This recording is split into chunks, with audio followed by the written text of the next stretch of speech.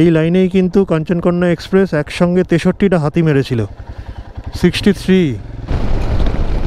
এই দেখুন হরিণ চলে গেল, একটা হরিণ চলে গেল। এখান থেকে কিন্তু ডেন্স ফরেস্টটা শুরু হচ্ছে, এত ঘন যে পুরো রাস্তাটা অন্ধকার হয়ে রয়েছে। এখনও কিন্তু বেশ যথেষ্ট আলো রয়েছে রাস্তায়। এই মুহূর্তে রাস্তার আগে পিছনে কেউ নেই, দেখুন আমার সামনেও কেউ নেই, আমার পিছনেও কেউ নেই। আর এরকম একটা ডেন্স ফরেস্টের মধ্যে দিয়ে যাচ্ছে, একটা গা ছমছমে ভাব, অসাধারণ একটা অভিজ্ঞতা।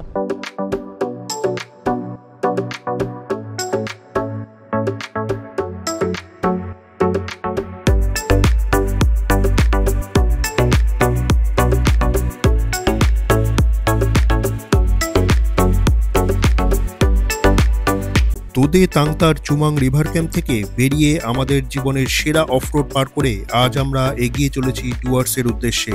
এই নর্থ বেঙ্গল সিরিজের এটি তৃতীয় তথা শেষ পর্ব, তাই আগের পর্বগুলি না দেখে থাকলে আই বাটন অথবা ডেসক্রিপশন বক্সে থাকা লিঙ্ক থেকে দেখে নিতে পারেন।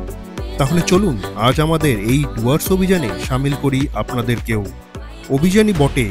আপনারা কখনো বাইক নিয়ে অভয়ারণ্যের ভেতরে প্রবেশ করেছেন? আমি সাধারণ গাড়ি চলা পথের কথা বলছি না, যেখানে জঙ্গলের ভিতরে দু চাকার প্রবেশ নিষেধ। সেই পথে সে যে কি রোমাঞ্চকর অভিজ্ঞতা তা আপনারা প্রত্যক্ষ না করলে বুঝতেই পারবেন না।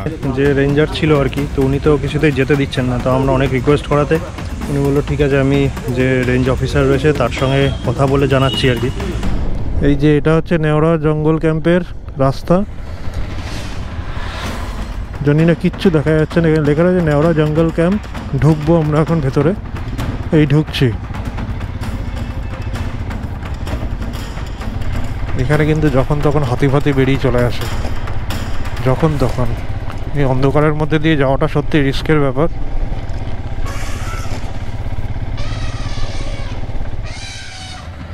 শুনলেন আপনারা? কাছেই কোথাও ডেকে উঠল গজরাজ। আর এই অভিজ্ঞতাকে কি বলবেন? সাফারিতে না গিয়েই এই জঙ্গল ক্যাম্পের মধ্যে আমরা যে অভিজ্ঞতার প্রত্যক্ষ করলাম তা এক কথায় অনির্বচনীয়। ইস, লেপারটা এসে পুরো বাছুরটাকে ধরেছে, চলুন তাহলে শুরু করা যাক গরুমারা অভয়ারণ্যের লাটাগুড়ির নেওড়া জঙ্গল ক্যাম্পে আমাদের অভিজ্ঞতা এবং অভয়ারণ্যের যাত্রাপ্রসাদ ওয়াচ টাওয়ারে আমাদের সাফারির গল্প। তবে জার্নি শুরু করার আগে বলি, আমি অরিন্দম আপনাদের হোস্ট এবং আপনারা দেখছেন Roam Tales. Good morning from Chumang. আজকে আমাদের রাইড হতে চলেছে চুমাং থেকে লাটাগুড়ি। চুমাংয়ের বিভৎস অফরোডিং রাস্তা পার করে আমরা চলে এসেছি একটা অসাধারণ অ্যাডভেঞ্চারাস ট্রিপ করে।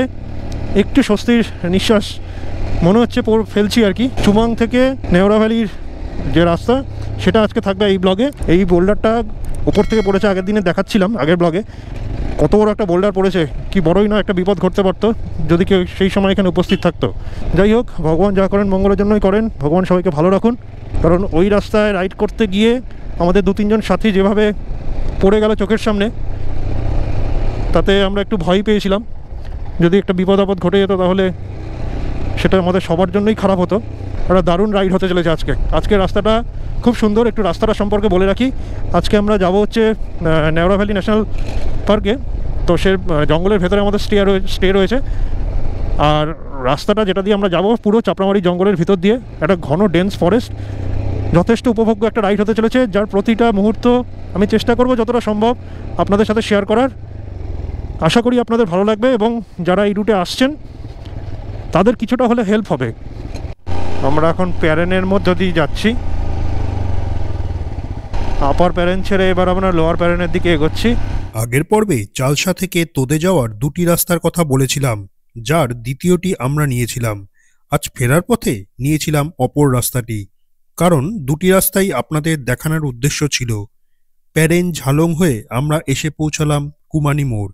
এখানেই তোদে যাওয়ার 2টি রাস্তা এসে মিশেছে বা উল্টো পথে আলাদা হয়েছে। আজ আমরা নেব বাদিকের চাপড়ামারি ফরেস্টের রাস্তা। আমরা এই কুমানি মোড়ে দাঁড়িয়েছি, এখান থেকে 2টো রাস্তা চলে গেছে। এইদিকে একটা রাস্তা গেছে, লরিটার জন্য দেখা যাচ্ছে না। এখান দিয়েও কিন্তু চালসা যাওয়া যায়, আর এই রাস্তাটাতেও চালসা যাওয়া যায়। ওখানে লেখা রয়েছে চালসা এখান থেকে 15 কিলোমিটার। তো আমরা চালসায় গিয়ে এখন দাঁড়াবো, ওখান থেকে লাটাগুড়িতে যাব। তো চলুন দেখা হচ্ছে চালসার মোড়ে গিয়ে। কি অসাধারণ সবুজ চাপড়ামারি এই জঙ্গল, এর মাঝখান দিয়ে রাইড করার মজাটাই আলাদা।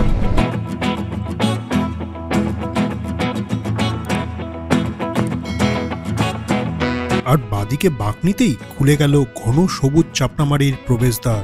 এরপর আর কিচ্ছু বলার নেই, কারণ এই ঘন সবুজ অরণ্যের মধ্যে দিয়ে ঝড়ের গতিতে এগিয়ে চলার মাদকতাকে ভাষায় প্রকাশ করার ক্ষমতা অন্তত আমার নেই। তবে মাঝে মাঝে রাস্তার কাজ চলছিল, তাই এই মাদকতা বেশিক্ষণ স্থায়ী হয়নি। রাস্তায় কিন্তু কাজ চলছে, এরকম জায়গায় জায়গায় কুচো খোয়া পড়ে রয়েছে, আর এরকম ধোঁয়া উঠছে, ধুলো উঠছে, সরি ধোঁয়া নয় ধুলো। সামনে সৌমিক যাচ্ছে, ওর বাইকের ধুলোটা পুরো আমি খেতে খেতে যাচ্ছি। এই দেখুন হরিণ চলে গেল, একটা হরিণ চলে গেল, একটা হরিণ দাঁড়িয়েছিল, হরিণ চলে গেল। হ্যাঁ হ্যাঁ, এটাই চাপড়ামারি, একটা হরিণ চলে গেল, যাও আগে যাও।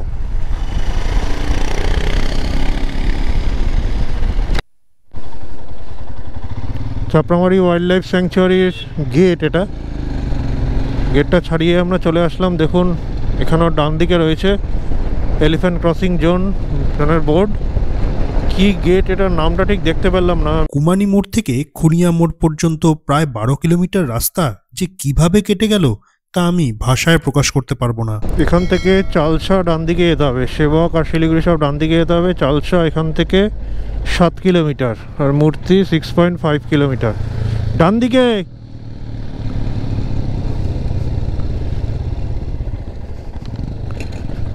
দেখুন ওয়াইল্ড লাইফ স্যাংচুয়ারির বোর্ড রয়েছে।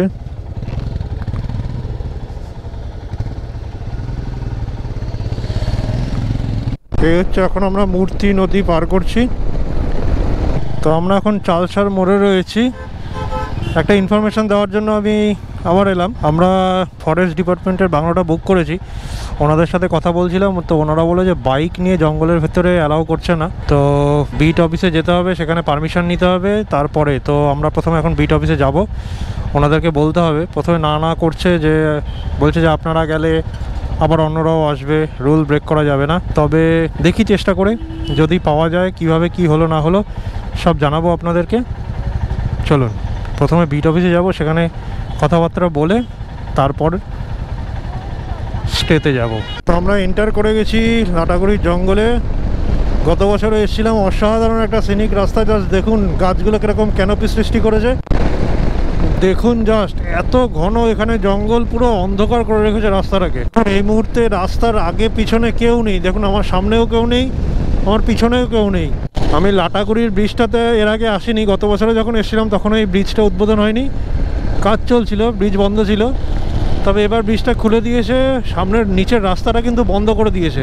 তো যারা আপনারা চালসার দিক থেকে আসছেন, ওদিকে যাবেন, বিট অফিসের দিকে যাবেন, তারা কিন্তু ফ্লাইওভারটা ধরবেন, বাদিক বা ডান দিক নেবেন না, কারণ তাহলে যেতে পারবেন না, ওদিকে রাস্তা বন্ধ করে দিয়েছে।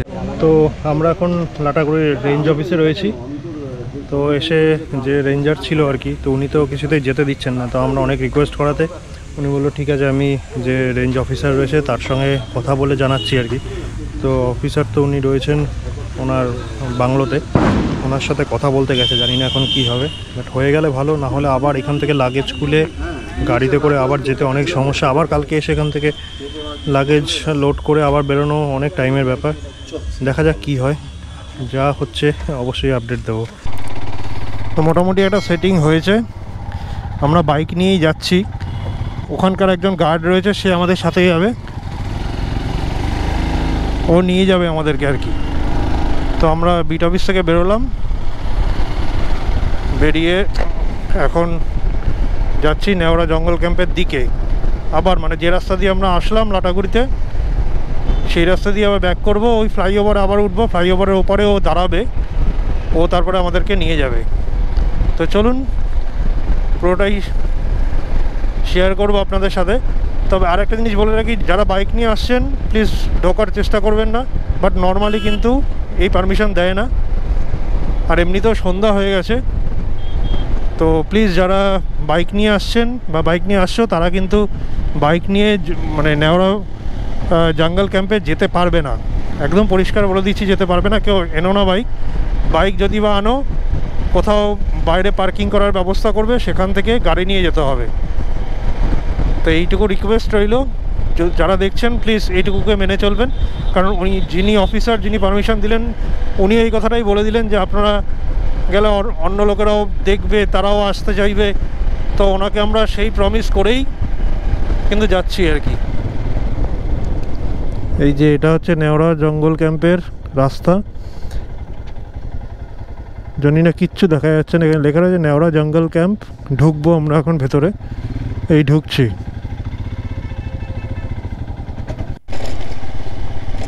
এরকম একটা রাস্তা দিয়ে যাচ্ছি, ক্যামেরায় হয়তো ভালো আসছে না, কালকে বেরোনোর সময় দেখাবো। আর ওই দিকের আকাশটা দেখুন কি সুন্দর লাল হয়ে রয়েছে। তো আমরা ঘরে এসেছি এই 5:30 পৌনে 6টা নাগাদ, এখন বাজে 6:36। জাস্ট ফ্রেশ হয়েছি, এর মধ্যে একটা বিশাল ঘটনা ঘটে গেল, মানে যেটা পুরোপুরি আনএক্সপেক্টেড, যেটা শেয়ার করার জন্য আমি ক্যামেরা ঢুকিয়ে দিয়েছিলাম, আবার ক্যামেরাটা বার করলাম। কালকে সকালবেলা আমাদের সাফারি আছে, সেই ভিডিও আপনাদের মানে এই ভিডিওতেই তার অভিজ্ঞতা আমরা শেয়ার করব। বাট সাফারিতে না গিয়েই এই জঙ্গল ক্যাম্পের মধ্যে আমরা যে অভিজ্ঞতার মানে প্রত্যক্ষ করলাম, তা এক কথায় অনির্বচনীয়। আমরা ঘরে বসেছিলাম, হঠাৎ করে কয়েকটা কুকুর ডাকলো। তো আমরা অতটা করিনি, মানে খেয়াল করিনি যে কী হয়েছে, কুকুর ডাকতেই পারে, এখানে কুকুরগুলো বসে রয়েছে। হঠাৎ বাইরে কথাবার্তা শুনে বাইরে গেলাম, ঠিক আমাদের ঘরের এই যে পিছনের দরজাটা রয়েছে, এই দরজাটার ঠিক পিছনেই দেখলাম একটা ছোট বাছুরটাকে লেপার্ড অ্যাটাক করেছিল।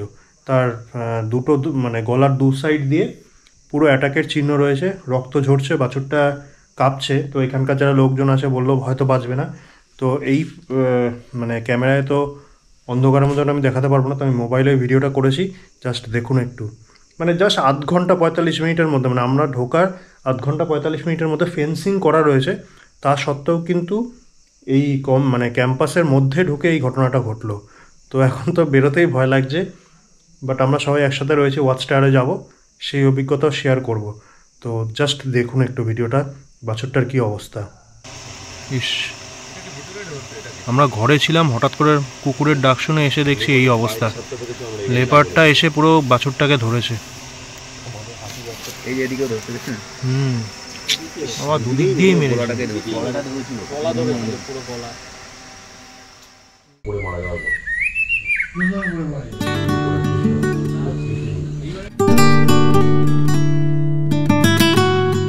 গুড মর্নিং ফ্রম নেওড়া জঙ্গল ক্যাম্প। তো আমরা রয়েছি নেওড়া জঙ্গল ক্যাম্পে, আর অসাধারণ একটা পরিবেশ। আর এই যে আমার পিছনে দেখছেন এই ট্র্যাকারটা লাগানো রয়েছে, ক্যামেরাটা, ওরা এখানে যে কোনো রকমের মুভমেন্ট দেখলেই কিন্তু এরকম সাইরেন বাজাতে থাকে। আমরা কালকে রাত্রিবেলা যখন এসেছিলাম তখন কিন্তু এরকম প্রথম যখন শুনেছি ভয় লেগে গেছিলো যে কী হলো রে বাবা, এরকম সাইরেন বাজছে কেন। তো গাইড এখানে যে কেয়ারটেকার আছে ওকে জিজ্ঞেস করা, তো ও বললো যে না, এটা এখানে পুরো ট্র্যাকিং হয়, এখানে কোনো রাত্রিবেলা যদি কোনো মুভমেন্ট হয় বা যখনই কোনো মুভমেন্ট হয় তখন কিন্তু এরকম সাইরেন বাজে। আর এইগুলো ট্র্যাকিং হয় বিট অফিস থেকে। তো আমরা 4টে রুম নিয়েছিলাম, আমাদের 2টো রুম ওইদিকে আর মাঝেরটা অন্য কারো, আর এই দিকে 2টো রুম হচ্ছে আমাদের। টোটাল 4টে রুম আমরা নিয়েছিলাম। রুম ও টয়লেট দুই ছিল বেশ স্পেসিয়াস এবং ক্লিন।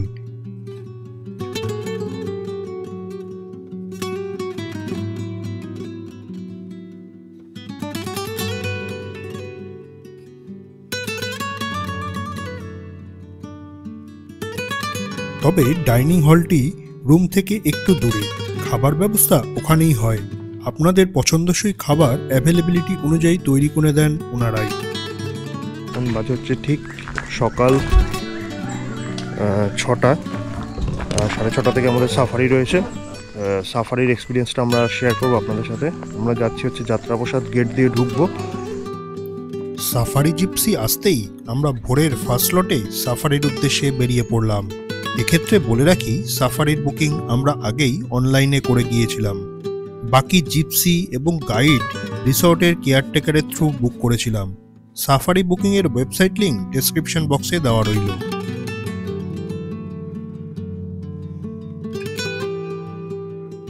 ভোরের হিমেল বাতাস গায়ে মেখে অল্প সময়েই পৌঁছে গেলাম সাফারি গেটে।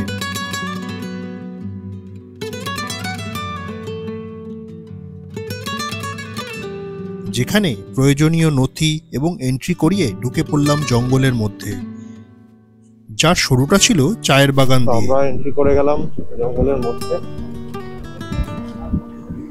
বাদিকে রয়েছে সুন্দর চা বাগান, চা বাগানের ওপরে রোদটা পড়েছে, কি অসাধারণ লাগছে। আমাদের সাফারি ছিল যাত্রাপ্রসাদ ওয়াচ টাওয়ারের। কিছু ময়ূর ও হর্নবিল ছাড়া সেরকম কিছুই চোখে পড়েনি, তবে এই জঙ্গলের সৌন্দর্য মোহিত করেছিল আমাদের।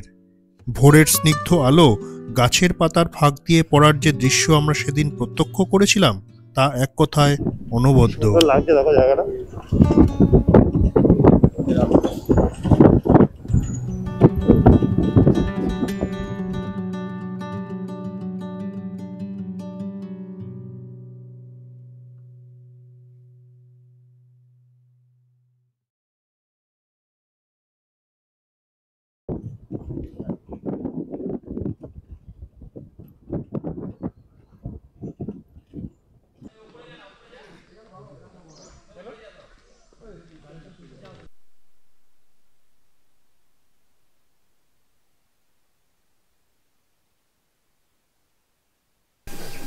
মোটামুটি কটা গন্ডার আছে?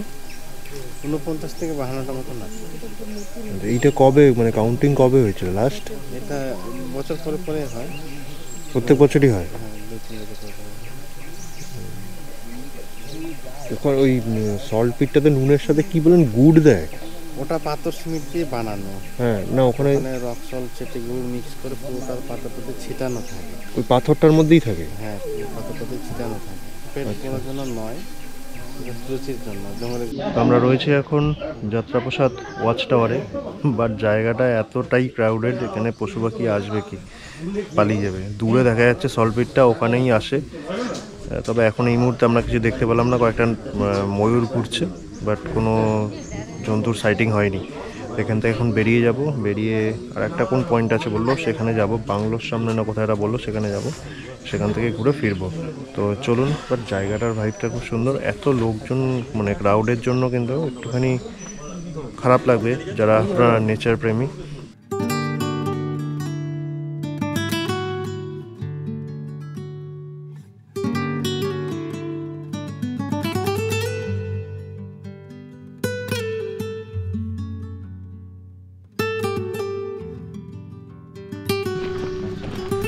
তারপর বড় হাতিগুলো ঘাসের বনে পেট্রোলিং করবে, মানে দেখাশোনা করবে, যায় কোনো সময় হরিণে গন্ডারে গন্ডারে মারপিট জখম হয়ে থাকে, তো ওইসব দেখাশোনা করতে হয় আর কি হাতি নিয়ে। আর ওই জায়গাতে গাড়ি যাওয়ার রাস্তা নেই, হেঁটে যাওয়ার রিস্ক, ওইসব জায়গায় হাতিটাই।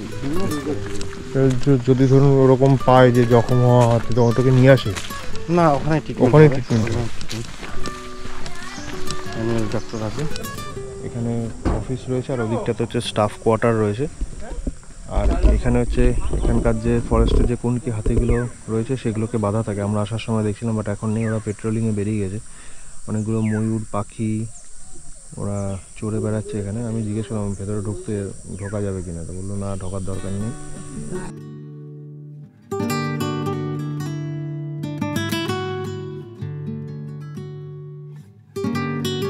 তো বাংলোর পাশের এই পয়েন্টটাতে আমরা এসেছি।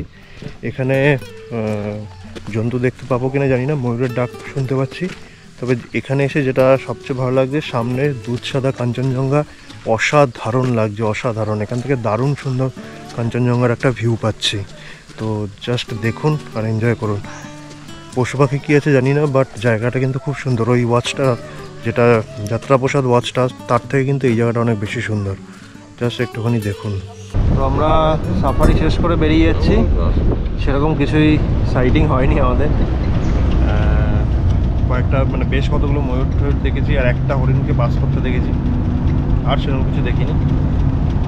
তো এবারে সাফারি এক্সপিরিয়েন্স আমাদের খুব একটা ভালো হলো না। যাওয়ার পথে মহাকালের মন্দিরটা পড়বে, যেটা বলছিলাম কালকে। এখানে এই রাস্তা দিয়ে বাইক নিয়ে যাওয়ার সময়, তো ওখানে একটু দাঁড়াবো, একটু মাথা রাখাবো, গিয়ে আবার কিন্তু ক্যাম্পে ফিরে যাবো। এই হচ্ছে মহাকাল মন্দির। ঠাকুরের কাছে ধূপকাঠি জ্বালালাম, প্রার্থনা জানালাম, এবার ফিরে যাব।